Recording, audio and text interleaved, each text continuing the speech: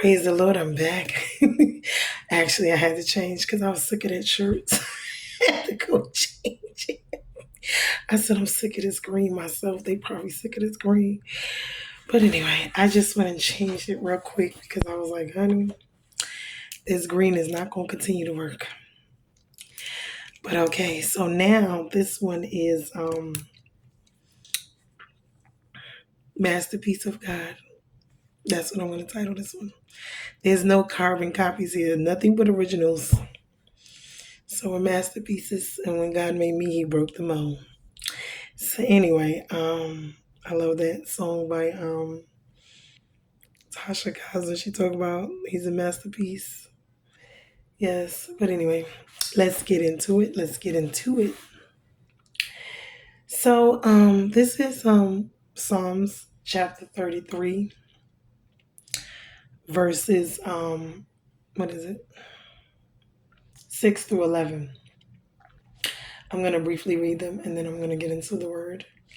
By the word of the Lord the heavens were made, and by the breath of his mouth all their hosts. He gathers the waters of the sea as a heap. He puts the deeps in storehouses. Let all the earth fear the Lord. Let all the inhabitants of the world stand in awe of him. For he spoke and it came to be. He commanded and it stood firm. The Lord brings the counsel of the nations to nothing. He frustrates the plans of the peoples. The counsel of the Lord stands forever, the plans of his heart to all generations. Okay, so what stood out to me in these verses really, remember how God called the world into creation. Just by the speaking of his word, he called everything into existence. And that's how powerful his words are. But for me, because he created everything and he run everything, it shows the power of his word. So when it comes to my life, I need to go to him before I go to anybody else about it because of the fact that he created me. He created you. So who better to go to than the one who created you for guidance? When we're in tune with God, we're in tune with everything that goes on in the world. Why? Because he's going to allow us in the spirit to be a part of that. He'll let us know when things are coming. Disasters. He's going to guide us in ways that we need to go into. So he's going to reveal to us. He's going to warn us. He's going to talk to us and guide us. Like I said, like a shepherd guides the sheep. His counsel is always for us, his individual plan for our lives. This is where I really, just as he did for Moses, Joshua, David, the apostles, the great men and women of the church history. And this is why we need to look at their lives and see what it is that was going on. This is why it's written so that we can look at it. Now, each one of our lives is different, but we can all learn from each other and learn from what is going on throughout the lives because that's what it is. So we can learn and grow from each other. Our gifts and talents, our ups, our failures, our weaknesses, our strengths. All of these things, are a part of us, a part of learning, a part of life. Remember, we're made in God's image. So we all have a piece of him. And we all can learn because we all together are connected, like a tree and the leaves on the vine, We're all connected through God. So we have to understand that God has a tailor-made plan for each and every one of us. That's why there's no need to be envious or jealous or hateful towards one another. Wanting to kill each other. You see how this has been going on, wanting to be like each other, wanting to have what each other have, be in competition with one another. These things are not needed. They're not, because everyone has their own individual plan, their own individual life, their own individual story, their own individual path that God has given them. We all were sent here as seeds, as children, to grow and mature and come into our own. And he wants to be a part of that because he has a tailor-made life for us. And it's unlike the human plans. This plan is going to last forever. You see what I'm saying? This is the eternal plan, the everlasting plan. This plan is the plan that's going to get you in and out of every trial, every tribulation, every up, every down, every high, every low, every medium in your life, every season, every day, every chapter, everything. And so this is why this is so important. This is the God's will and expression of his life. So don't be afraid. We can't be afraid to build our lives on God and his counsel, because he is the one that we're supposed to build it with and on. We can't look to other humans. I mean, in a sense of, we can take advice. We can, must be godly, and we must go and take it to God. And, we must be the right kind of citizen, the right kind of person that he can use here, because that's what we're here for, to be a blessing to our families, to our friends, to the nation. We are all made different. He considers all of our talents and our gifts. We're supposed to work together with them to be the best that we can be being here, by letting our light shine for him, praying for people, for ourselves, for the nation, sharing his word with others, being a witness for him. Because this is, what we're called to do here. Everyone has an assignment, a plan, a purpose for their life. A lot of people don't think about that, but we weren't just born here for nothing. Everybody has something to do here. Why would God bring all these people here if there's no plan, if there's no nothing? And it's more than just about money and fame and working. No, because that was not the original plan. So we got to get back to God's original plan. And, when I look at this, it's like it makes me happy because, I just talked about rejection. After being rejected by the world, or being rejected, or going through different things, and just seeing for yourself that, when it comes to God, and it comes to our lives, that it is so much better for us to live for God than it is for man and people and places and things. Because unlike, those things, God doesn't throw us away when we don't perform. He doesn't, use it against us. He uses it for us, everything. He loves us in spite of us. He takes care of us, provides and protects us in spite of us. So we have to think about these things, in our lives, even when we were out sinning and we didn't care nothing about God, when we didn't love God, have no kind of no reverence for him, and we just being disobedient. He still loved us. He still waited for us. He still wanted a relationship with us, and he waited patiently for us to come and to realize and to see and to change and to do different things to have a relationship with us.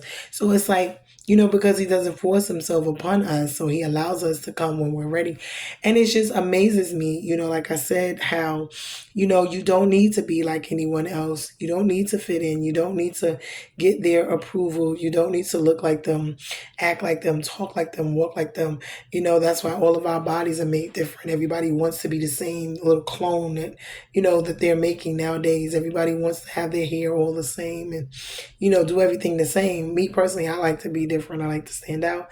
I have my own mind. I have my own thoughts. Certain things I like that are the same, but not everything. Most of the time, I'm just on my own, doing my own thing, because that's just me. But God made me an individual. That's what I'm supposed to do. You're not supposed to just sit there and fit in and be bland and be regular like everyone else is. You're supposed to do what he put you here to do. You know what I mean? So if you don't know what that is, you need to find that out. And for the most part, they want us to all be clones. They want us to all think and do and control and be the same, so that they can have the power, so that we don't know anything. Like I keep saying, everything is an illusion and delusion, because they just want us to look the same, to have the same, to do the same, because they want to be in power. They want to be over us. They don't want to tell us, what is good for us. They want to tell us enough for us to be up under them, for us to do what they say. They want us to be robots, whether it's, the government, whether it's, family, friends, your spouse, whoever, whatever. And this is not what God has called you to do and to be. That's not the life that you're supposed to have. And once you understand that and realize for yourself, like, I'm a question person. I question everything. I want to know, why is this? Why is that? If you tell me this, I want to know why. What's going on? Why did it happen? Why did you do it? With myself, with others, with everything in life. I've never been I'm just going to sit there, let you tell me something, and I believe everything you say, and I don't question nothing, and I don't think anything else. Because most of this world, we were taught, everyone gave it to us. They told us in one shape or form, any and all things that we believe or whatever, or think to know that is in life itself, But the bottom line is, we're not meant to be the same. And so when we sit here and we're looking at people who are wanting to look the same, be the same, you know, we're not meant to be the same. God has brought everything. Look at the trees, all varieties, all colors, all this. Look at the birds. Look at everything is different, and there's a reason and a purpose of that because, variety is the spice of life, as they would say. So it's like, we cannot be, the same. We cannot do everything the same. We cannot speak the same, walk the same, talk the same, look the same. That's not what we were meant here to do. So I just thank God that I am, his masterpiece, that I am following him, that I don't have to, subserve myself to the opinions of others, because for a long time we live our lives, our self-esteem, our mental, our emotional, our physical, our financial, everything about us. When it comes to life, at one point in time, we were either depressed, had low self-esteem, whatever, because of something somebody said or did, or the way they treated us or acted around us, and this internally sets off things for us, whether we was young, was middle age, whether it's older, that you were made to feel less than. No matter what it was, whether it's at your job, whether, it's an education piece, whether it's your skin color, your race, because you're a certain color, whether it was because you was a certain gender, whether it's because you had a certain, class as far as finances, whether you were in a certain physical realm aspect, you are made to feel different, because these are the barriers that they put between us to force us to be feeling awkward, feeling less than about ourselves. That's Satan and man's world and its systems, that they separate us. And instead of bringing us together, they separate us, especially when it comes to our race. And I would say that even though when it comes to spiritual things, because we must understand in the spirit, we have no color. So this is why, because we all bleed red. This is why all of this foolishness that they have here is just that, foolishness.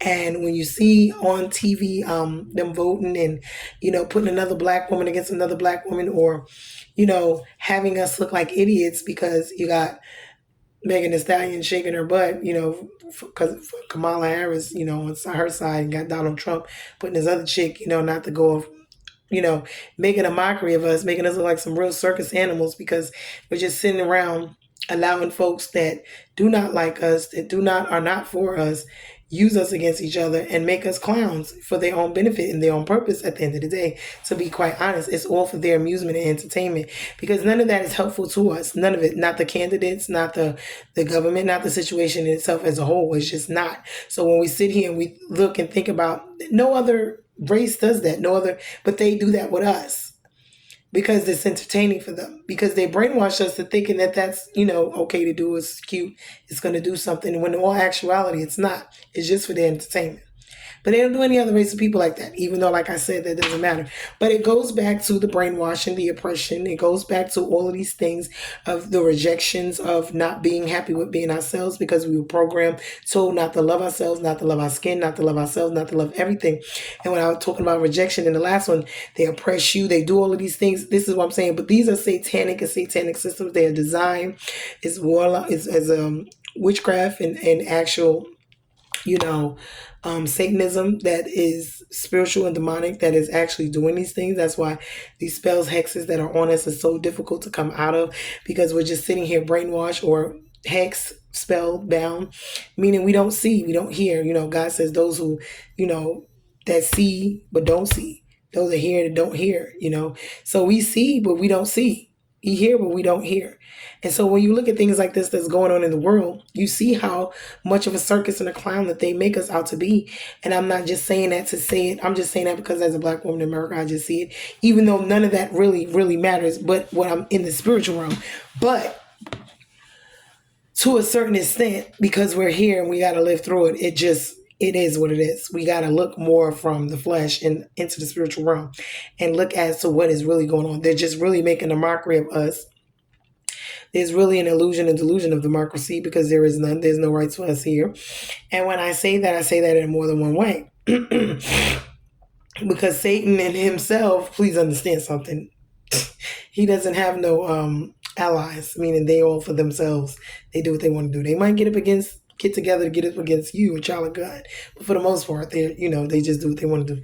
So it is what it is. But for the most part, we have to get back, our self-esteem, our self-worth, our self of everything. And we cannot find it in the outer. We have to find it on the inner, which is the spiritual and the spiritual guiding and walking. And that's what God, we have to know we're fearfully and wonderfully made in Christ and God in his image. He breathed life into us and created us to be of him. So we should not feel, less than. We should not feel like we're, look less than, physically, your looks, your body, or whatever. You see what I'm saying? We shouldn't be made to feel less than financially, no matter what. These things, it just, when you look at them, it just makes no sense. But this is the world that we live in. And of course, it is not a godly world. So when you look at it, Satan is just having his way and running amok, because everything about our lives is just not, one, biblical, which Satan loves, and two, when we're living here like this, that is the whole point. So don't expect a life that is going to be opposite of what you see when this is what we're working with. Now, don't get me wrong, it's not going to be perfect. No, but it could be a lot better than what it is in every aspect. If they didn't want us to be homeless and famine, it didn't have to be. And it's not going to change until God changes it. God allows it for a reason. And when we look around and we see certain things going on, sometimes, like I said, it's to discipline us. Sometimes it's for test learning. And sometimes it's to keep us in line because of our egos and our pride. We become conceited, puffed up, and we just, feel like there is no God and we can do what we want to do. So, like I said, being a masterpiece, being different, being, an original, a designer's original, not just something thrown together that God just decided to throw together. Yeah, we have to start looking at ourselves better than that, treating ourselves better than that, and demanding from others that as well. And when I say that, just not putting up with certain things, because your life matters, even if it's not to anyone else, but to God. You are his masterpiece. He does love you. He does see you as more than, regardless of what society says about you and what these natural people, say. You are worthy. He died for you. He took his life for you on the cross. Of course you're worthy. Of course you're worth it to him. Who else in this world has ever done that for you, fought that hard for you, sacrificed for you, loved you, and died for you, for your life, for your to be saved, for you not to go to hell?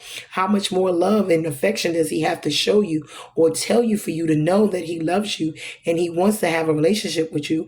And hell is not the place that he wants you to be in. So these are things that we need to understand.